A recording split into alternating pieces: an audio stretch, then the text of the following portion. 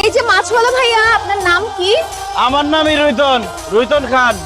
আমার বাবার নাম পাঙ্গাস খান, আমার দাদার নাম কাতলা খান। আপনি কি মাছ বিক্রি করেন? জি না, মাছ বিক্রি করি না, স্বর্ণ বিক্রি করি। কয় ভরি লাগবো আপনার? কি বলতেছেন ভাইয়া আপনি? আমি তো দেখতেছি আপনি মাছ বিক্রি করতেছেন। দেখতেছেনই যখন, তাহলে আপনি জিজ্ঞেস করেন কেন? মাছ লাগলে নেন, না লাগলে সরে। আসসালামু তুই আপনি এই জেল্লার ঘরের তেল্লা, তুই কি ভাবছস এই স্যুট কোট পরলেই তুই ভদ্র মানুষ হয়ে যাবি? তোর কত বড় সাহস, তুই আমাকে বিয়ে করতে আমাদের বাড়ি পর্যন্ত চলে আসছস?